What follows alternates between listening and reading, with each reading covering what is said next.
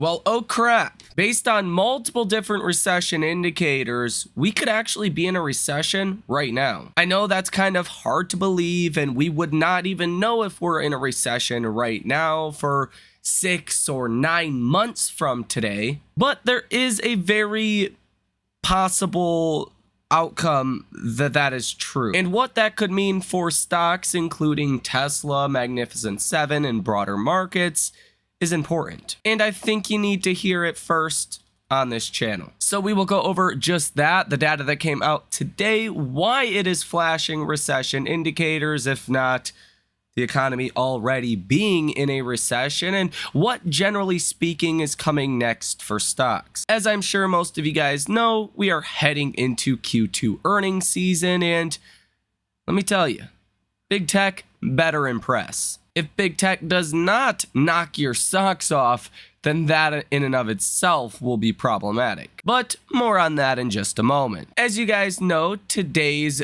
job number came in a little bit better than the estimate, and the problem is really the revisions. So the May job report, the last one we just got, that came in at 272,000, was revised down to 218,000, and the April jobs report was revised from 165,000 to 108,000 jobs. So really, the labor market is not nearly as strong as it looks like every single month. And the jobs that made up this month's jobs report, the vast majority of them were in education and health services at 82,000 and government jobs at 70,000. If you were to take out either one of those categories, the jobs number today would have missed by a large margin. In fact, every other sector of the economy, construction, other services, wholesale trade, financial activities, transportation and warehousing, leisure and hospitality, that was the strong area for a long time, information, utilities, mining and lodging, manufacturing, retail trade, professional and business services are either negative or less than 30,000 job ads. And construction came in at 27,000, and everything else came in at 16,000 or lower. So the actual breadth, if you will, of this economy's job creation is very narrow. It reminds you of the stocks market breadth is also very narrow. Liz Young Thomas on X, she runs the head of investment strategy at SoFi. She says there is a worrying rise in unemployment for people aged 25 to 54, aka prime age. Initially, the unemployment was concentrated in younger people, but that looks to be spreading out to older demographics, and you can see that here on this chart. There is quite a rise in your prime age workers, this yellow line, and the blue line, that is the unemployment rate of 16 to 24-year-olds, is also at pretty high levels. But now the prime age worker unemployment rate is even higher than young people unemployment, which is kind of negative. That's kind of bad. And we are seeing a continued move higher in the percent of individuals unemployed for longer than 27 weeks. But now let's start with the first of many recession indicators that we will go over here in this video. This one is the Sarwi Labor Market Condition Index. You can see that tends to lead the unemployment rate by about 5 months, but they tend to follow each other pretty precisely. And judging from this, the unemployment rate could soon be about 5% in just a couple of months. And this is, well, along the lines of a recession. Michael Cantro on X posted this. Now, he is the chief investment strategist at Piper Sandler, so a pretty important individual, I would say. He says, my 10% rule is up to 11.9%, the third consecutive month above 10%. It's time to cut, Jerome. And this is his 10% recession rule. It is the unemployment person's year-over-year growth. Anytime you get above 10%, you go into a recession. And this holds pretty true to historical precedents. I mean, precisely that. When you get that 10% year-over-year change in the amount of people unemployed, you do go into a recession, like dating back to the 1950s. David Rosenberg on X, he is the founder and president of Rosenberg Research and Associates. He says the year-over-year trend in full-time jobs is running at negative 1.2%, a big swing from positive 1.7% a year ago and positive 5.1% 2 years back. This not only represents a significant loss of momentum, but is a foolproof recession indicator. There is nothing soft about this landing, and yeah, that seems to be pretty accurate as well. When you go negative on full-time employment on a year-over-year basis, that's normally when you're deep in a recession. I mean, if you look at even the '08 recession, you were at about 0% when you went into a recession. It wasn't until the second half of that recession that you were this negative on full-time employment on a year-over-year basis. And a lot of other recessions, you're actually positive still on full-time employment by the time you go into recession. In the 70s, both in the early 70s, mid 70s, early 80s, mid 80s, all of these recessions, you were actually positive still heading into it on the full-time employment on a year-over-year basis. Back here in the dot-com bubble, you were actually right at about 0% when you did go into recession. And again, around '08, you were around 0% as well. So the most recent 2 recessions we have seen, at about 0%, you actually went into a recession. And now, well, you're negative 1.2%. So this would suggest we're already in a recession. And yes, I know if you go talk to people, maybe family, friends, random people on the streets, they'll say we're already in a recession. About 50% of Americans already believe we're in a recession, even though we're on paper not even close to one. Nick Timmerhouse on X writes this: the unemployment rate rose from 3.96% in May to 4.05% in June. It is now up 22 points since March when it was at 3.83%. The SOM rule shows the 3-month average is up 42 points from the 12-month minimum of the same measure, getting closer to the 50-point threshold. Now, when you actually look at the SOM rule, this is, I think, very fascinating. When you look at the SOM rule, this 50-point, threshold, yeah, that's true. But that is leading into a recession. So for an example, if we hit 50 points today, then people are going to make the assumption that we're already in a recession. But in fact, by the time you're in a recession, when the government declares you're in a recession, it's backwards looking, right? So it could be 6 months from now, 9 months from now, before the government says, oh yeah, we were in a recession back in June or July or August of 2024. Whereas when you look at the SOM rule, by the time you're between 0.25 and 0.3%, you're actually already in a recession. And today we're at 0.43. So from this metric, you are already in a recession. And Seth Golden wrote this on X. He says, labor market remains tight, but growing jobs more slowly. Wages cool to the softest level since 2001. SOM rule is not triggered. Bullish for economy, dovish for Fed. Goldilocks equals bullish for markets.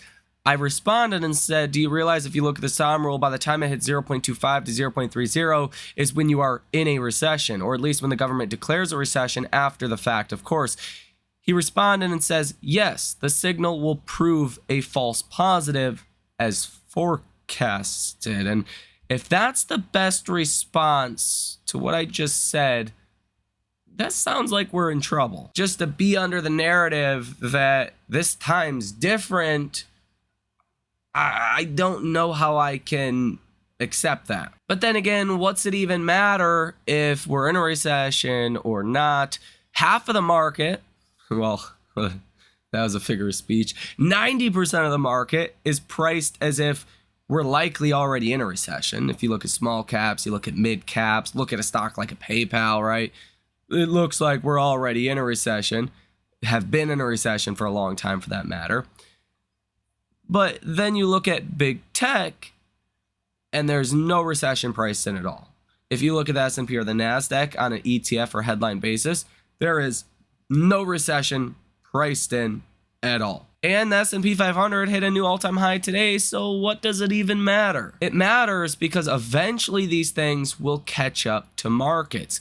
At some point or another, everything will be hit. You will not see small caps and mid caps price in this recession forever without big tech also pricing in that recession. I think 2022, we learned a lot as an investment community that when the odds of a recession rises, everything will eventually price that in, whether it's Apple holding up for a long period of time and then finally collapsing, or it's, your small caps getting hit first and then big tech that got hit later in 2022.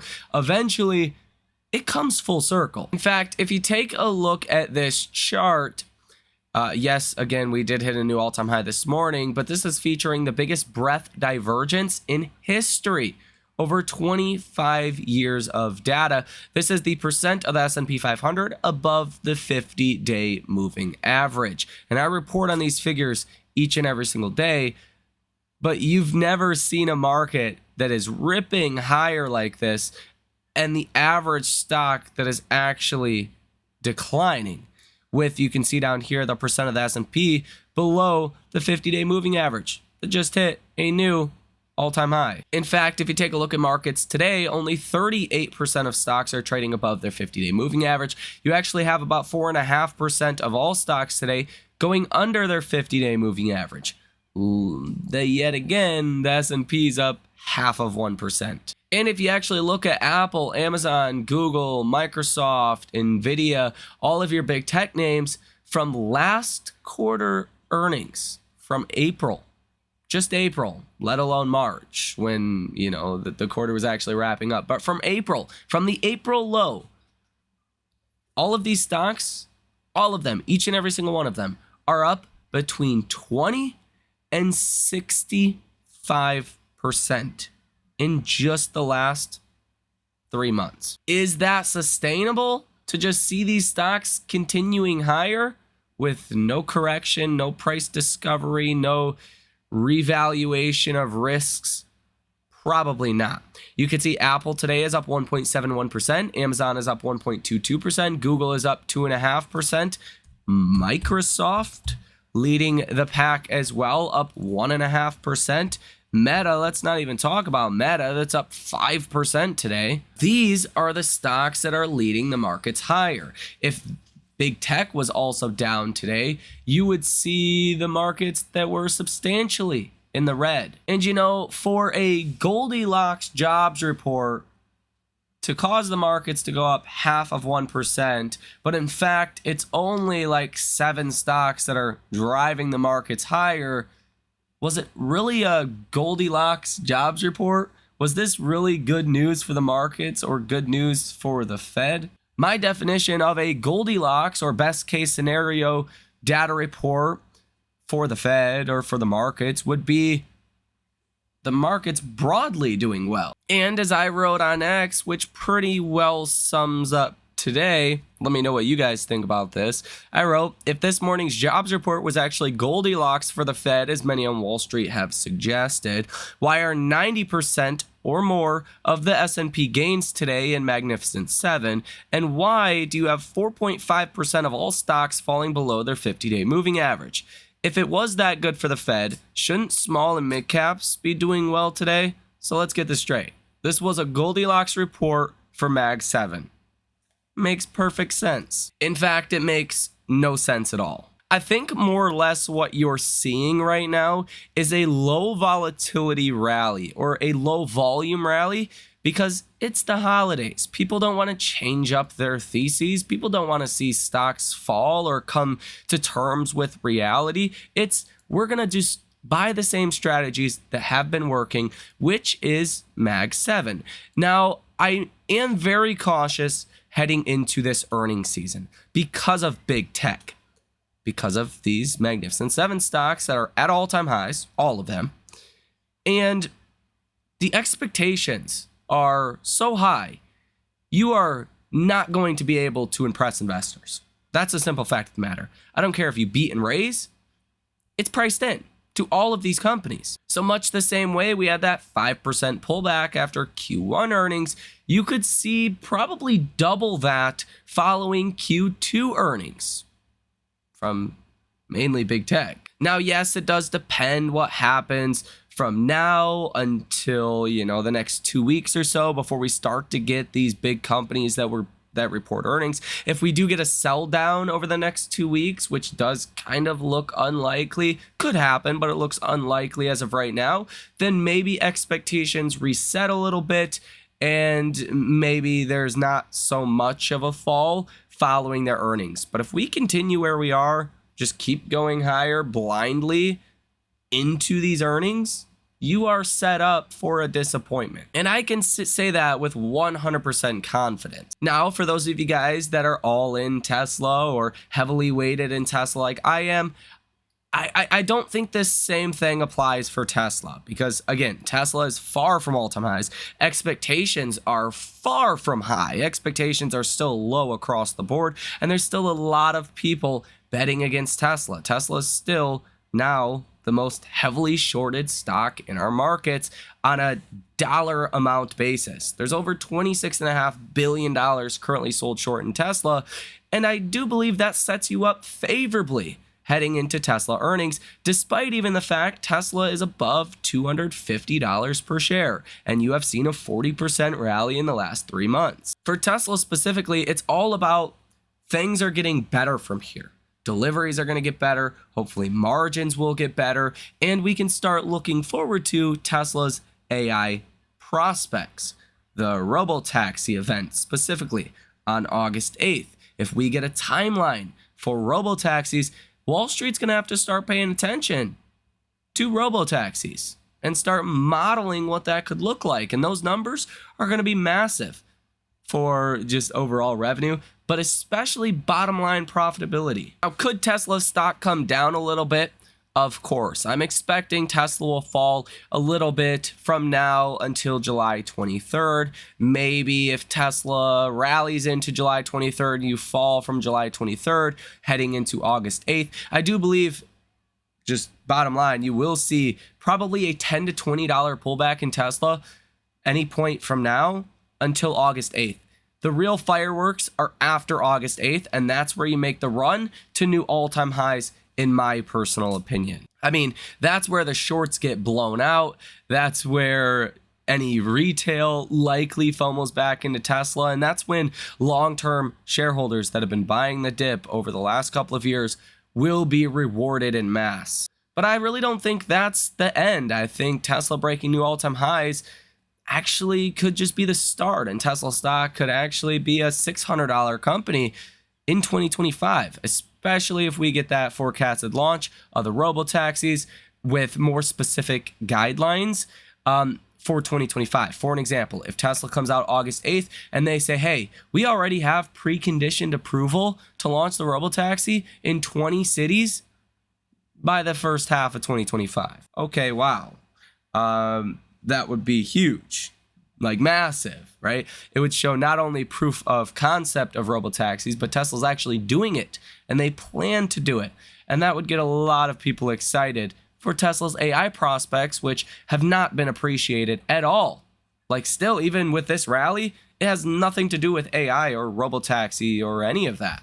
This is all about energy generation and storage, and Tesla's troughing of their business. And overall, I do think big tech disappointing on earnings does not necessarily mean the markets need to crash as a whole. I think if you, again, look at the percent of stocks trading above their 50-day moving average at 38%, 4.5% of stocks declining today under their 50-day moving average, you have been in a bear market for a long time for the average stock out there. Like, this is not new. You've been in a rough place. The average stock has been doing very poorly. You're better priced for whether it's bad earnings or a recession in small, mid caps and just other companies besides Magnificent Seven. The problem is really just with Magnificent Seven, and the market cap weighting in those big tech stocks would make it so if big tech disappointed on earnings, maybe if everything disappointed on earnings, but big tech sold off and maybe the rest of the markets rallied, you would still have a large decline in the S&P and the NASDAQ because Apple, Microsoft, Google, Amazon, they have much higher market weightings than a PayPal or a Square or a CRISPR or some of these random Joe Schmo stocks. Like seriously, you could see Magnificent 7 sell off, let's say 10%, and you could see the rest of the 490 stocks in the S&P rally 5%, and you would still be net negative on the S&P 500 because the market weighting is just so high in Mag 7. And that's what I'm a little concerned of right now. I don't think the markets are at a point where they want to acknowledge the recession risk. I think that will eventually come. And we'll see. It could be sparked by the Fed. Maybe the Fed acknowledges there's a little too much weakening out there, that maybe there is higher odds of a recession. The Fed usually is the one that kind of sparks the recession fear anyways. So we definitely want to watch that towards the end of July when the Fed meets July 31st. When that recession risk gets priced into markets, that's where I think you could see an everything decline. Mag 7, small caps, mid caps, cryptos, everything. But from now until that point, I am bullish on rest of the market and bearish on Mag 7. I mean, just to put this into context, a beat and raise is not going to cause Magnificent 7 stocks to go higher because the expectations are so high. You're going to have to see NVIDIA-like earnings reports from Apple, Amazon, Google, all of these stocks to get any kind of material upside. To get another 10% from here, you have to see NVIDIA-like earnings reports, that is. And I'm not confident that's going to happen. It's also worth mentioning that seasonally, the first 2 weeks in July are the best 2-week period for markets throughout any point of the year. So it makes sense why stocks are disregarding risk right now. Again, low volume. People don't want to change their theses over this period of time, the holiday, time period. They're too busy on boats and doing rich people things to, God forbid, change their theory on the markets, thesis on the markets. There's better things to do than to get bearish right now is kind of the simple point from Wall Street's perspective. So stick with what works until it doesn't is what's going on. Now, the second half of July tends to be one of the weaker periods for markets throughout any year. And then during an election year, you do tend to see, which is pretty ironic, you do tend to see about 5% pullback in March, which that's exactly what happened. March, April, about a 5% pullback in the S&P. Then you tend to see a rally through June, July, August a lot of the time. And then towards about the beginning of September, you tend to see about a 2-month period of pullback here. And you tend to see about another 5% pullback, which that data is a little bit skewed because you actually do tend to see historically about a 13% top to bottom pullback during an election year. So that's a little bit more than a correction during an election year. We've only got 5% so far. So I think from that data point, we're probably due for a larger pullback. And at this point, that would be healthy. Given the deterioration of the economy, of the data we're seeing, to see stocks just blindly going higher for no rhyme or reason when expectations are this high, this actually looks way unhealthy to me. I think a correction here would be healthy, a good thing. And of course, I don't know what's going to happen, but my best guess is either the week before big tech earnings or the week after big tech earnings, or call it that 3-week period, the week before, the week of, the week after, you're probably going to see a lot of volatility come into markets, and you're probably going to get that 10% correction. But I obviously could be wrong. I'm not a financial advisor. I don't have a crystal ball, and I am, well, not a fortune teller. So let me know what you think down below in the comment section. Again, I don't think this means you need to see downside for Tesla, really at all. I mean, you could get a correction from, again, just big tech falling, and Tesla and the rest of the markets could rally higher. After all, if we are really going to see the soft landing, and that's what Wall Street wants to stick to, inevitably there will be a rotation out of Magnificent 7 and a rotation into stocks like Tesla that are down almost 50% from all-time highs, small caps and mid caps alike. Again, let me know what you think about this information down below in the comment section. Hit the like button as well as subscribe to the channel. Most importantly, you guys have a great weekend, and I will see you in the next one.